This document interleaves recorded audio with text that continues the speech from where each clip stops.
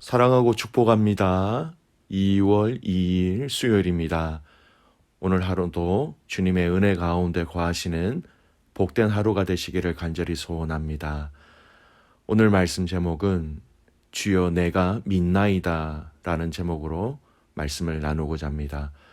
오늘 말씀 본문은 요한복음 9장 24절에서 41절까지 말씀입니다. 말씀을 봉독하도록 하겠습니다.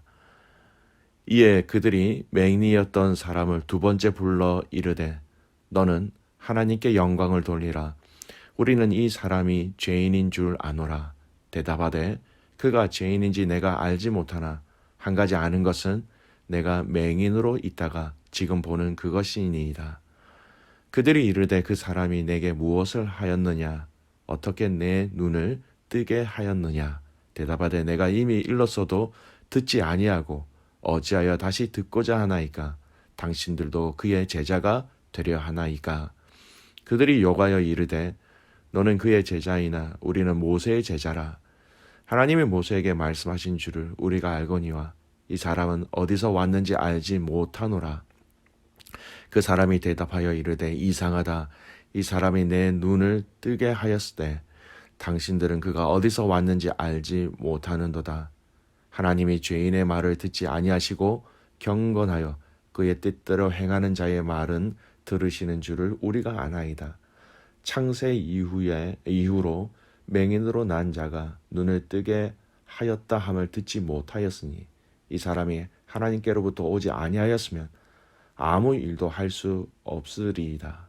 그들이 대답하여 이르되 네가 온전히 죄 가운데서 나서 우리를 가르치느냐 하고 이에 쫓아내어 보내니라.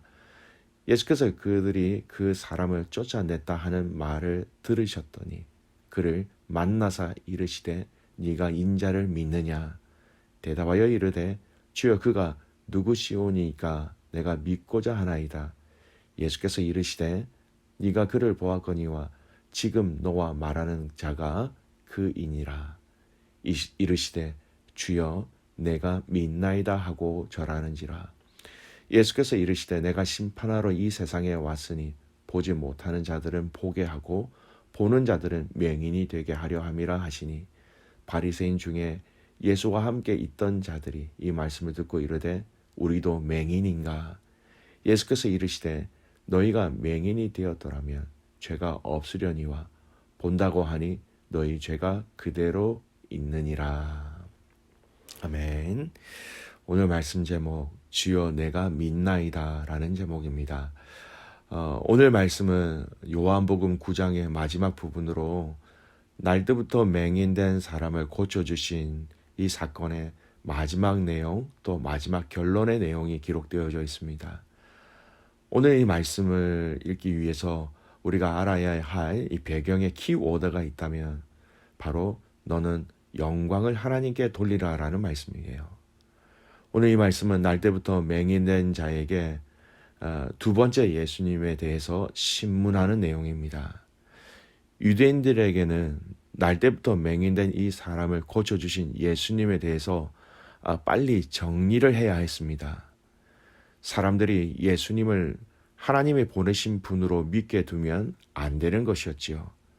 그래서 날 때부터 맹인된 부모에게 가서 물어보아도 그가 날 때부터 맹인되었다라는 것만 확인되었지 그들이 원하는 답을 얻지 못하였습니다.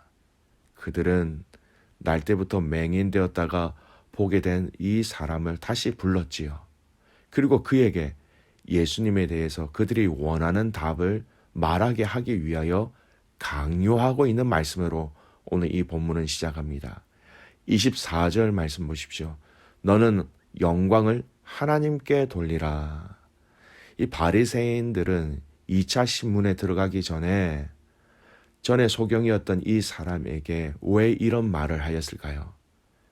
하나님께 영광을 돌리라 라는 말은 여러분 법정에서 일반적으로 사용되는 관용어였습니다. 여러분 그 의미는 진실을 이야기하라라는 의미입니다. 하나님 앞에서 거짓말을 이야기하지 말고 진실함을 이야기함으로 하나님께 영광을 올려드리라 라는 말씀이지요. 그런데 바리새인들의 의도는 진실을 이야기하라라는 말보다 자신들이 원하는 말을 하라라는 강요와 위압감을 주는 의미의 말이었습니다. 그들은 이미 예수님에 대해서 결론을 내려놓은 바와 같이 고침받은 자에게 예수를 죄인이라 위증하라고 요구하고 있는 것이었습니다. 그래서 24절 말씀 보십시오. 우리는 저 사람이 죄인인 줄 아노라 하고 결론을 내리지요. 그리고 그 이야기를 이 고침을 받은 자에게 합니다. 그들의 결론에 같은 대답을 하기 위한 의도였지요. 이런 강요와 고압적인 분위기 가운데 날 때부터 맹인되었다가 보게 된 자는 바리새인들의 질문에 대해서 어떻게 대답하고 있습니까? 여러분, 그의 고백을 통하여 우리는 진정한 믿음과 신앙의 고백이 무엇인지를 발견하게 됩니다. 첫 번째 우리가 봐야 될 부분들은요, 담대한 믿음이었다는 것입니다. 이런 위압적인 분위기에서 예수님을 죄인으로 이야기하라고 강요하고 있는 이 분위기 속에서 바리새인들이 원하는 예수님이 죄인이라는 답을 하지 않으면 자신에게 큰 화가 있을 것을 예상할 수 있는 이 상황 속에서 보게 된 자는 바리새인들 앞에서 정확한 믿음의 고백을 하고 있는 것을 발견합니다. 바리새인들이 예수님에 대해서 질문을 하지요. 그 사람이 내게 무엇을 하였느냐? 여러분, 이미 대답한 내용을 다시 질문을 하였던 그들이었습니다. 그가 나의 눈을 뜨게 해 주었다라는 사실을 그가 이야기합니다. 그리고 그들의 질문에 이 고침을 받은 그는 놀라운 고백을 하게 되지요. 31절에서 33절 말씀 보십시오. 하나님이 죄인의 말을 듣지 아니하시고 경건하여 그의 뜻대로 행하는 자의 말을 들으시는 줄을 우리가 아나이다. 창세 이후로 맹인으로 난 자의 눈을 뜨게 하였다 함을 듣지 못하였으니 이 사람이 하나님께로부터 오지 아니하였으면 아무 일도 할 수 없으리이다. 예수님이 하나님께서 보내신 분이시기에 나를 고쳐주신 것이다. 그는 이렇게 이야기하고 있는 것입니다. 그는 예수님의 고쳐주심의 은혜를 체험하였습니다. 기적을 체험하였습니다. 그리고 그는 너무나도 소중한 고백을 하고 있는 것이었습니다. 예수님은 하나님이 보내신 분이라고. 사랑하는 귀한 믿음의 가족 여러분, 믿음에는 용기가 필요하다라는 것을 알 수 있습니다. 그들의 강압적인 강요와 그들이 원하는 답을 하지 않음으로 인하여서 자신에게 많은 피해를 볼 수 있는 가능성이 있는 그 상황 속에서 그는 담대하게 있는 것을 그대로 증거하고 있었던 것입니다. 진정한 믿음, 단단한 믿음, 그리고 확실한 믿음에는 바로 환경을 이길 수 있는, 사람들 말에 영향을 받지 않는, 사람들의 눈치를 보지 않는 용기가 함께 있다라는 것을 우리에게 보여줍니다. 여러분, 사람들 앞에서 예수님을 믿는다고 고백하는 것이 부끄러울 때가 있으십니까? 예수님의 가르치심에 순종하기 어려운 상황과 그런 환경의 때가 있으십니까? 여러분, 그때가 언제입니까? 여러분, 그때에 여러분에게 주신 그 믿음을 통하여서 예수님을 인정하는, 그렇게 고백하는 믿음의 가족들 되시기를 주님의 이름으로 축복합니다. 히브리서 11장 6절 말씀은 이렇게 얘기합니다. 믿음이 없이는 하나님을 기쁘시게 하지 못하나니 하나님께 나아가는 자는 반드시 그가 계신 것과 또한 그가 자기를 찾는 자들에게 상 주시는 이심을 믿어야 할지니라. 여러분, 오늘 저와 여러분의 이 주님을 향한 믿음의 고백을 통하여서 하나님을 기쁘시게 해드리는 믿음의 가족들 되시기를 소원합니다. 그때 진정한 믿음으로 예수님을 고백하고 믿음의 결단을 할 수 있을 때에 우리를 통하여서 하나님은 더 기뻐하시는 것입니다. 두 번째, 오늘 우리가 봐야 될 말씀은요, 이 일들로 인하여서 이 사람에게 어떤 일이 일어나는가라는 것입니다. 34절 말씀 보십시오.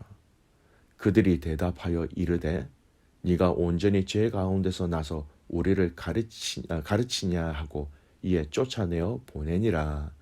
여러분, 쫓아내어 보내었다라는 이 말씀은요, 그냥 단순한 그를 그 자리에서 멀리 보냈다라는 의미가 아니라 출교라는 유대교가 가지고 있는 죄를 지었을 때에 내리는 형벌 중에 하나라는 것입니다. 그 출교 기간에는요, 사람들과 접촉할 수도 없고 다른 사람들과 이야기하거나 또는 다른 사람들과 물건을 사고 팔 수 없는 혼자 살아가게 하는 벌이었습니다. 30일이라는 짧은 기간이 있을 때도 있었고요. 영원히 출교를 받게 되는 그런 상황도 있었습니다.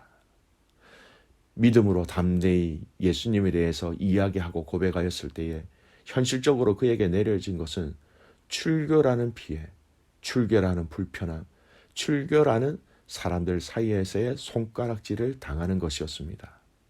그런데 오늘 말씀은 이 내용으로 마치지 않았습니다. 예수님이 그가 출교되었다는 소식을 들으셨다고 성경은 이야기하고 있고요. 그리고 예수님은 다시 그를 만나셔서 그에게 정확하게 당신이 누구이신지를 말씀해 주고 계십니다.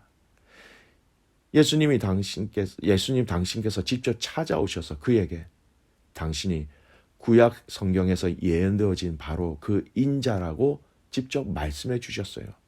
그리고 그가 더욱더 예수님에 대해서 알고 또 믿게 되었던 것입니다. 여러분, 귀한 영적인 교훈이 있습니다. 성도들이 믿음의 말과 믿음의 결단과 믿음의 행동을 한 것은 주님은 다 알고 계시고 그 믿음의 결단 가운데 다시 오셔서 더 큰 믿음을 주신다라는 것입니다. 즉, 믿음은 또 더 큰 믿음을 가지게 하는 통로라는 것이지요. 오늘 저와 여러분의 작은 믿음의 결단을 통하여서 더 큰 믿음의 거부가 되는 은혜가 있기를 주님의 이름으로 축복합니다. 오늘 이 말씀을 통하여서 여러분, 우리의 삶 속에서 가족들과 함께 이 두 가지 내용을 적용해 보셨으면 좋겠습니다. 여러분의 환경 가운데 예수님을 인정하고 고백한 일이 있으십니까? 그 어려운 환경 속에서도 예수님을 고백한 적이 있다면 가족끼리 한번 나누어 보십시오. 그리고 그 믿음의 결단과 고백 이후에 다시 찾아오셔서 여러분을 위로하시고 여러분에게 힘주신 그 은혜와 체험이 있다면 가족들과 함께 나누어 보시기를 소원합니다. 오늘 이 믿음을 통하여서 주여 내가 믿나이다 라는 이 고백을 통하여서 승리하는 귀한 가족들 되시기를 주님의 이름으로 축복합니다. 아멘. 기도하겠습니다. 살아계신 아버지 하나님, 감사와 찬송과 영광을 주님께 올려드립니다. 주님, 오늘 이 시대를 살아가는 데 있어서 우리에게 믿음이 필요합니다. 우리가 믿음으로 주님을 고백하고 시인하여야 할 그 시간과 그 장소를 하나님 뒤로 물러서지 않게 하여 주시고 담대히 주님을 사랑하고 담대히 주님을 인정하고 담대히 하나님 나라를 증거할 수 있는 믿음을 우리에게 허락하여 주시옵소서.